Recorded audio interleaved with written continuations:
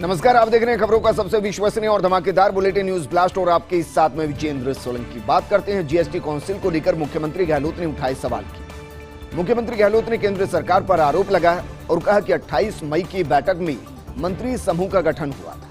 इस जीएम में प्रमुख विपक्षी दल कांग्रेस को बाहर रखने का प्रयास किया गया। जीएसटी परिषद में भी कांग्रेस के 3 ही सदस्य हैं। जीएसटी परिषद में केवल बीजेपी के सदस्य ज्यादा हैं। कांग्रेस सदस्यों को बाहर रखना सबसे दुर्भाग्यपूर्ण है। पश्चिम बंगाल, छत्तीसगढ़, पंजाब, राजस्थान और तमिलनाडु से शामिल नहीं। इन राज्यों ने प्रस्तावित एजेंडे के विपरीत रुख अपनाया था।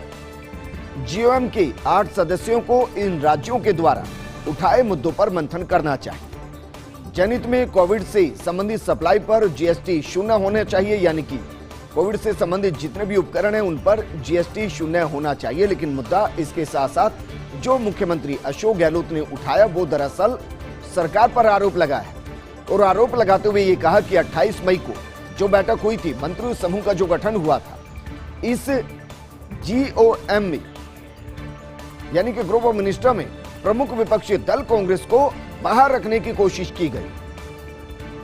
जीएसटी परिषद में कांग्रेस के 3 ही सदस्य हैं और जीएसटी परिषद में केवल बीजेपी के ज्यादा सदस्य हैं। कांग्रेस सदस्यों को बाहर रखना सबसे दुर्भाग्यपूर्ण है। उन्होंने उदाहरण देकर भी कहा कि पश्चिम बंगाल, छत्तीसगढ़, पंजाब, राजस्थान और तमिलनाडु से कोई शामिल नहीं।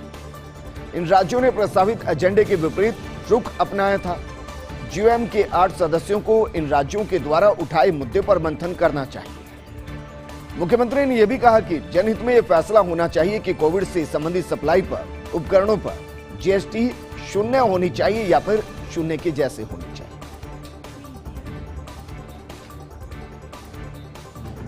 लोकसभा अध्यक्ष ओम बिरला से मिले असम के मुख्यमंत्री हिमंता बिस्वा। लोकसभा अध्यक्ष बिरला की दिल्ली स्थित निवास पर यह मुलाकात हुई। बिरला ने बिस्वा को मुख्यमंत्री पद संभालने की बधाई और शुभकामनाएं दी। असम और पूर्वोत्तर में रह रहे प्रवासी राजस्थानियों को भी लेकर बात हुई। बिरला ने कहा कि असम और पूर्वोत्तर में बड़ी संख्या में प्रवासी राजस्थानी रह रहे हैं। प्रवासी राजस्थानियों का असम और पूर्वोत्तर के विकास में अहम योगदान है। जहां कोई नहीं जाता, ऐसे दुर्गम क्षेत्रों में पहुंचे प्रवासी राजस्थानी, विशेषतः मारवाड़ी व्यापारी, क्षेत्र की सामाजिक आर्थिक प्रगति में राजस्थानी उद्योगपतियों और व्यापारियों की अहम भूमिका रही। कोरोना के कठिन दौर में भी सामाजिक दायित्व निभाने में प्रवासी राजस्थानी पहली पंक्ति में रहे। राजस्थान की सेवा और समर्पण की संस्कृति को समृद्ध बना रहे प्रवासी राजस्थानियों के हितों का संरक्षण मुख्यमंत्री का दायित्व है। बिरला ने विश्वास से प्रवासी राजस्थानियों की उम्मीदें पूरी करने की भी उम्मीद जताई। बिस्वा ने बिरला को आश्वस्त किया और कहा कि प्रवासी राजस्थानियों के हितों का पूरे तरीके से संरक्षण किया जाएगा, ध्यान दिया जाएगा। उनको किसी तरीके की उनके प्रदेश में समस्या ना हो, इस पर भी विशेष फोकस किया जाएगा। प्रवासी राजस्थानियों को उद्योग और व्यापार के लिए सुरक्षित माहौल भी मिलेगा। बिरला और बिस्वा ने पूर्वोत्तर से जुड़े कई अहम मसलों पर भी चर्चा की। खाद्य प्रसंस्करण उद्योग राज्य मंत्री रामेश्वर तेली भी इस दौरान मौजूद रहे। और ये देखिए, लोकसभा अध्यक्ष ओम बिरला वो राजस्थान से कितने जुड़े हुए हैं, राजस्थानी परंपराओं से कितने जुड़े हुए हैं, राजस्थानियों का ध्यान वो कितना रखते हैं। ये खबर इसकी तस्दीक करती है कि जब उनसे मिलने के लिए असम के मुख्यमंत्री आए, हिमंता बिस्वा आए, तो मुख्यमंत्री पद संभालने के बाद पहली मुलाकात में ओम बिरला ने उनको बधाई भी दी, शुभकामनाएं दी और इसके साथ ये भी कहा कि प्रवासी राजस्थानियों का असम और पूर्वोत्तर के राज्यों में उनके विकास में एक अहम योगदान रहा है और बड़ी संख्या में प्रवासी राजस्थान रहते हैं। प्रवासी राजस्थानियों का असम और पूर्वोत्तर के विकास में योगदान इसलिए भी महत्वपूर्ण क्योंकि जहां कोई नहीं जाना चाहता, जो दुर्गम क्षेत्र हैं, जहां जाकर कोई व्यापार नहीं करना चाहता, वहां राजस्थानी पहुंचते हैं और खासकर मारवाड़ी व्यापारी वहां पहुंचते हैं, व्यापार करते हैं, प्रदेश के विकास में योगदान देते हैं। क्षेत्र की सामाजिक हो, आर्थिक प्रगति हो, उसमें राजस्थानी उद्योगपतियों और व्यापारियों की अहम भूमिका रहती है। और ये बतौर मुख्यमंत्री के तौर पर उनकी जिम्मेदारी है कि उनको जो भी वहां चाहिए वो सरकार की तरफ से उपलब्ध करवाया जाए। संस्कृति जो राजस्थान की समृद्ध संस्कृति है वो अलग अलग राज्यों में इस तरीके से प्रवासी राजस्थानियों के जरिए और मजबूत हो रही है। इसलिए प्रवासी राजस्थानियों के हितों का संरक्षण मुख्यमंत्री का दायित्व बनता है। बिस्वा ने भी आश्वस्त किया और उन्होंने कहा कि उनको कोई कमी नहीं आने दी जाएगी। और अब बात करते हैं कोरोना वैक्सीन के वेस्टेज पर ट्विटर बोर्ड की। चिकित्सा मंत्री डॉक्टर रघु शर्मा ने केंद्रीय मंत्री डॉक्टर हर्षवर्धन को पत्र लिखा है। डॉक्टर हर्षवर्धन की तरफ से ट्विटर पर टैग किए गए पत्र का जवाब दिया गया है। चिकित्सा मंत्री डॉक्टर रघु शर्मा ने भी ट्विटर पर केंद्रीय चिकित्सा मंत्री को टैग किया पत्र। दरअसल एक समाचार पत्र में छपी खबर को चिकित्सा मंत्री डॉक्टर रघु शर्मा ने निराधार बताया, गलत बताया, भ्रामक बताया। साथ ही कहा कि आपने जिस तरह से अपने पत्र को सार्वजनिक किया है, ऐसे में उन्हें भी मजबूरन ट्विटर के माध्यम से ही जवाब देना पड़ रहा है। चिकित्सा मंत्री डॉक्टर रघु शर्मा ने पत्र में पूरे तथ्यों के साथ वैक्सीन वेस्टेज की बात कही है। दरअसल दो तरीके के आंकड़े हैं जो इस वक्त राजस्थान को लेकर फैल रहे हैं। एक आंकड़ा जो बीजेपी उठा रही है, जो कहा जिसके जरिए कहा जा रहा है कि राजस्थान में लगभग 11.5 लाख के आसपास वैक्सीन बर्बाद हुई, वेस्टेज हुई। दूसरा आंकड़ा जो सरकार पेश कर रही है और कह रही है कि नहीं, ऐसा नहीं है, राजस्थान में सिर्फ 2% वेस्टेज हुआ है और वो लगभग 3 लाख के आसपास है। लेकिन जो ट्विटर पर पत्र के जरिए जो वॉर शुरू हुआ है वो एक अखबार में छपी खबर को लेकर है। स्वास्थ्य मंत्री डॉक्टर हर्षवर्धन ने रघु शर्मा को टैग करते हुए ट्वीट किया। जवाब मांगा गया कि ये जो अखबार में खबर छपी है इस पर आप जवाब दीजिए। तो चिकित्सा मंत्री डॉक्टर रघु शर्मा ने भी ट्विटर पर ही केंद्रीय चिकित्सा मंत्री को टैग करते हुए पत्र दे दिया और कहा कि जो समाचार पत्र जिस तरीके से खबर को छाप रहा है कि डस्टबिन के अंदर वैक्सीन मिली है, 2500 के आसपास डोज मिली है, वो खबर निराधार है, आधारहीन है। साथ ही कहा कि आपने जिस तरीके से अपने पत्र को सार्वजनिक किया है, यानी कि एक प्रदेश के चिकित्सा मंत्री और एक केंद्रीय चिकित्सा मंत्री के बीच की बातचीत को आपने ट्विटर के चिड़िया के जरिए सार्वजनिक कर दिया। ऐसे में मुझे भी मजबूरी में ट्विटर के माध्यम से ही आपको जवाब देना पड़ रहा है। चिकित्सा मंत्री डॉक्टर रघु शर्मा ने पत्र में पूरे तथ्यों के साथ वैक्सीन वेस्टेज की बात कही। ऐसे में एक जानकारी आपके लिए बेहद महत्वपूर्ण है, क्योंकि ये जानकारी इसलिए महत्वपूर्ण की जब वैक्सीन वेस्टेज होती है तो उसके पीछे का एक बड़ा कारण ये भी हो सकता है। वैक्सीन वॉयल के खुलने के 4 घंटे के अंदर ही उसका इस्तेमाल जरूरी है। प्रदेश में कोरोना वैक्सीन के वेस्टेज होने से जुड़ी बड़ी खबर है। चिकित्सा विभाग का दावा है कि प्रदेश में महज 2% वैक्सीन का वेस्टेज है, लेकिन फील्ड में कई जगहों पर डस्टबिन के अंदर वैक्सीन की भरी हुई वायल मिली है। फर्स्ट इंडिया ने जब इस पूरे मामले की पड़ताल की तो सामने आए कि केंद्र ने तय कर रखा है वैक्सीन वेस्टेज का प्रोटोकॉल, और इस प्रोटोकॉल के तहत वैक्सीन वॉयल खोलने के 4 घंटे तक ही उपयोग में ली जा सकती है। यदि इस समय अवधि में वॉयल में मौजूद सभी डोज का इस्तेमाल नहीं किया गया तो बाकी बची डोज वेस्टेज की श्रेणी में मानी जाती है। येलो डस्टबिन में इस तरीके की वेस्टेज की वॉयल को डाला जाता है। जिन वॉयल की सामने आ रही तस्वीर वो येलो डस्टबिन की श्रेणी की है, लेकिन ऐसे केस कुछ ही जगहों पर सामने आए। बावजूद इसके संपूर्ण राजस्थान में सिर्फ 2% वैक्सीन की वेस्टेज है। वैक्सीन वेस्टेज का ये आंकड़ा देश भर में सबसे न्यूनतम श्रेणी के अंदर है। इसको मोटा मोटा समझने की कोशिश कीजिए। एक वायल के अंदर 10 कोरोना की वैक्सीन की डोज होती है। अब मानिए कि एक सेंटर पर सिर्फ 5 ही लोग वैक्सीन लगवाने के लिए पहुंचे। वायल को खोला गया, 5 लोगों को वैक्सीन लगा दी गई, लेकिन उस वायल के अंदर अभी भी 5 वैक्सीन है। अब मानकर चलिए उस सेंटर पर 4 घंटे तक कोई आया ही नहीं।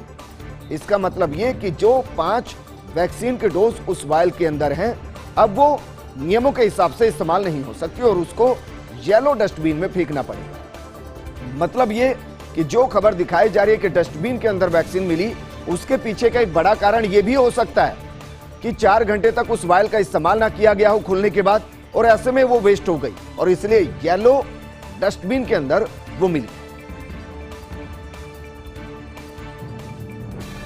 वहीं प्रदेश में 18+ श्रेणी के वैक्सीनेशन पर एक बार फिर से ब्रेक लग गया है। राजस्थान में 18+ श्रेणी के वैक्सीनेशन से जुड़ी बड़ी खबर। बीते 24 घंटे में 43,324 लोगों को वैक्सीन लगवाई गई।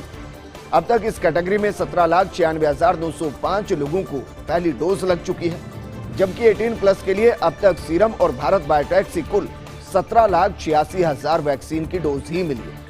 वाइल के एक्स्ट्रा डोज का उपयोग कर हासिल की गई 0% वेस्टेज की उपलब्धि, लेकिन अब अधिकांश जिलों में इस कैटेगरी की वैक्सीन खत्म हो गई है।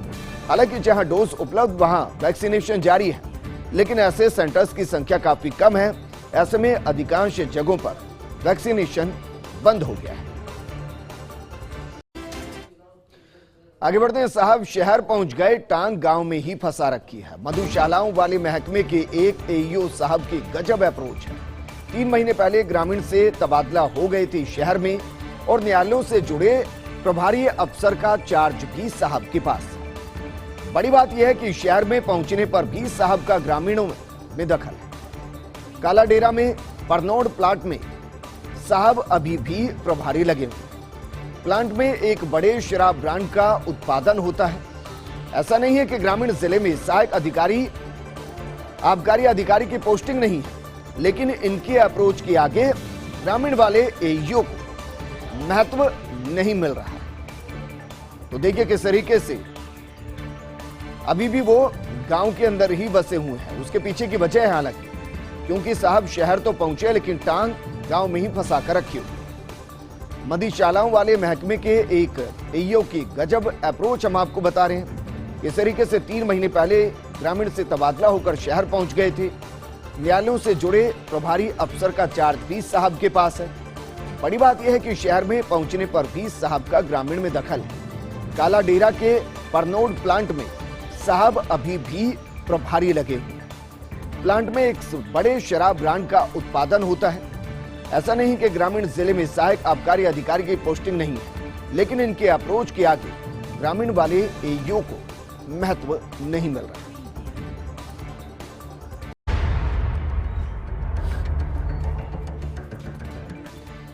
ब्रेक के बाद आपका स्वागत है। आपदा में जेबें भरने वालों पर ड्रग्स डिपार्टमेंट का एक्शन। दरअसल 12 दवा दुकानों के लाइसेंस अलग अलग समय अवधि के लिए निलंबित किए गए हैं। सहायक औषधि नियंत्रक दिनेश कुमार तनेजा ने आदेश जारी किए। चिकित्सा मंत्री डॉक्टर रघु शर्मा के निर्देश पर गठित कमेटी ने ये जांच की थी। इस दौरान अनियमितताएं मिलने पर Jagatpura medical store, Jai Balaji medicos, global overseas health first pharma, DKM medical, Agarwal drug centre, Sarin surgical, national surgical, Sarvanand pharma, Shri Ganesh medical और गोमती मेडिकल का लाइसेंस निलंबित कर दिया गया। 3 से 15 दिन के लिए लाइसेंस निलंबित किए गए हैं। इसके अलावा सारथी मेडिकल का लाइसेंस निरस्त कर दिया गया है। FIR भी दर्ज की गई है। अब तक 52 फर्मों के लाइसेंस जांच के लिए निलंबित किए जा चुके हैं, निरस्त किए जा चुके हैं। और ये कार्रवाई इसलिए भी जरूरी है क्योंकि कोरोना काल के अंदर बाकायदा नियमों को तोड़ा गया। कहीं पर ज्यादा मूल्य वसूल लिए गए, तो कहीं पर उपभोक्ताओं को धोखा दिया गया, और इसीलिए ड्रग डिपार्टमेंट एक्शन में नजर आया। 12 दुकानों के लाइसेंस अलग अलग समय अवधि के लिए निलंबित किए गए। सहायक औषधि नियंत्रक दिनेश कुमार तनेजा ने यह आदेश जारी किए हैं। चिकित्सा मंत्री डॉक्टर रघु शर्मा के निर्देशन में कमेटी गठित की गई जांच के लिए।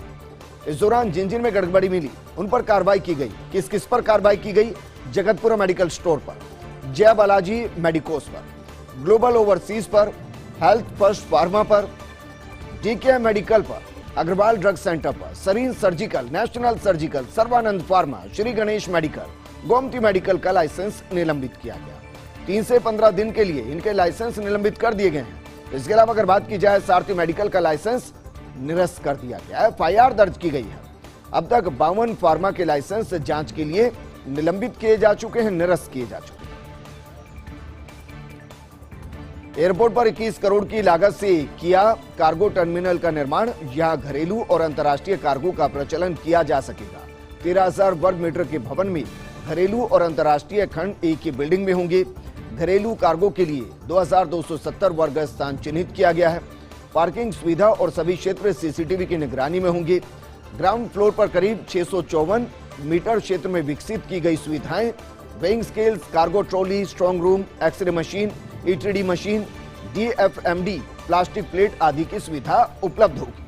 कार्गो के चारों खंड में कोल्ड स्टोरेज की भी सुविधा है, जिससे कि सब्जियां, फल और फार्मास्यूटिकल को उचित तापमान पर स्टोर किया जा सके। इससे राजस्थान की फल सब्जियां देश विदेश में भेजी जा सके। परिवहन विभाग में वाहनों की चेकिंग को लेकर कंफ्यूजन है। कहीं हो रही वाहनों की चेकिंग तो कहीं चेकिंग बंद है। जयपुर में इन दिनों बंद है वाहनों की चेकिंग। जोधपुर में भी नहीं हो रही गुड्स व्हीकल्स की चेकिंग। दौसा समेत कई जिलों में अभी भी हो रहा गुड्स व्हीकल्स की जांच। कोरोना काल में परिवहन निरीक्षक नहीं करना चाह रहे गुड्स व्हीकल की चेकिंग, लेकिन कुछ आरटीओ डीटीओ बना रहे चेकिंग के लिए दबाव। क्या इस तरह के कठिन समय में भी जरूरी है गुड्स व्हीकल्स की जांच? खनन सेक्टर से आ रही बड़ी खबर की बात करते हैं। 3 और बजरी लीज शुरू करने की तैयारी। देवली सहित 3 बजरी लीज होंगी जल्द शुरू। पिछले सप्ताह शुरू की गई थी कोटड़ी, सायला और जालौर की बजरी लीज को। अब 3 और लीज शुरू करने से बजरी की 25% डिमांड पूरी हो सकेगी। तीनों लीज की पर्यावरण मंजूरी और रिप्लेसमेंट स्टडी की सबमिट की जा चुकी है। वन विभाग इसी सप्ताह आदेश जारी कर देगा। राज्य सरकार को 50 करोड़ से ज्यादा का सालाना राजस्व मिलेगा। पेट्रोल डीजल की कीमत में हर आम और खास को झुलसा दिया है। सुरसा के मुंह की तरह बढ़ रहा तेल कंपनियों का मुंह। 29 दिन की बात की जाए तो पेट्रोल 4 रुपए 25 पैसे और डीजल 4 रुपए 99 पैसे महंगा हो गया। कोरोना संकट के दौर में आम आदमी को डसने लगी है तेल की कीमतें, जबकि अंतर्राष्ट्रीय बाजार में कच्चे तेल की कीमत गिरी है। कीमतें $71 प्रति बैरल से गिरकर $63 प्रति बैरल पहुंच गई है। बावजूद इसके देश में तेल कंपनियां खेल रही आम आदमी के साथ। आज पेट्रोल 101 रुपए 19 पैसे तो डीजल 94 रुपए 19 पैसे प्रति लीटर के उच्चतम स्तर पर रहा। तेल की कीमतें बढ़ने से खाद्य, निर्माण और अन्य जरूरी सुविधाएं भी महंगी हो गई हैं। केंद्र और राज्य सेंट्रल एक्साइज और वैट में कमी को भी तैयार नहीं। हालांकि राज्य सरकार पिछले दिनों वैट में 2% की कमी कर चुकी है। इस बुलेटिन में फिलहाल इतना ही, लेकिन आप बने रहिए फर्स्ट इंडिया न्यूज के साथ। नमस्कार।